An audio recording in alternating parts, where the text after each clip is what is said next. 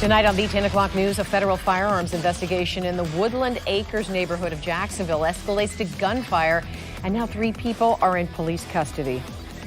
This is video that was recorded just a few hours ago showing federal agents removing multiple boxes of evidence from a home on Cocoa Avenue near Atlantic Boulevard. Yeah, they had been at this home for several hours executing a search warrant after the shots were fired and no one was hit. News for Jax reporter Eric Avanier joining us live from outside JSO headquarters where the 3 suspects were taken. Eric, what do we know about these 3 people who are now in custody?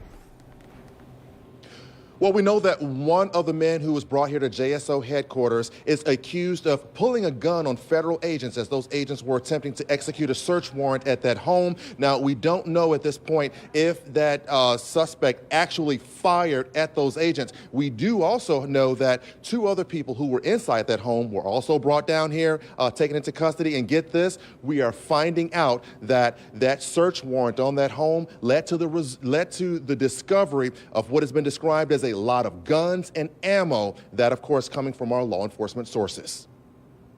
Jacksonville police say around 1:40 Thursday afternoon, ATF agents were approaching a home on Cocoa Avenue to execute a search warrant when a gentleman outside the house picked up a handgun, pointed it at the ATF agents, and they returned fire. It's unclear if the suspect actually fired a shot, according to multiple neighbors who heard the gunfire but were too afraid to speak on camera for fear of retaliation. Multiple shots were fired. Fortunately, no one was injured. An ATF spokesperson from the Tampa office, which oversees ATF operations in Jacksonville, tells News4Jax this is an example of how dangerous it is for agents doing their job. It is the mission of ATF to investigate criminal activities as they occur.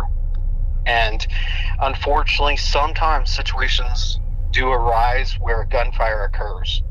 And with ATF, it's our goal to protect our citizens and ensure prohibited persons or felons in possession of firearms are not in possession, and to stop the firearms trafficking. The gunman was taken into custody, then 2 other people who were inside the house were also taken into custody. Shortly after 7:30, our camera recorded federal agents removing multiple boxes from the home, which we later learned was evidence in this ongoing federal firearms investigation. Law enforcement sources tell News4Jax a lot of guns and ammo were seized during the raid. Of course, we spoke with multiple neighbors who were all telling us that it is very common to hear gunfire on that block. In fact, some neighbors even told us that they have witnessed people on that block doing target practice, which is pretty interesting when you think about that. Now, as for the people who were taken into custody, right now they have not been identified. And as of right now, we're still trying to find out if all 3 are facing charges. Reporting live from outside JSO headquarters, Eric Avanier, Channel 4, the local station. And Eric, I understand there were drug enforcement agency agents on the scene as well. What role did the DEA play in this?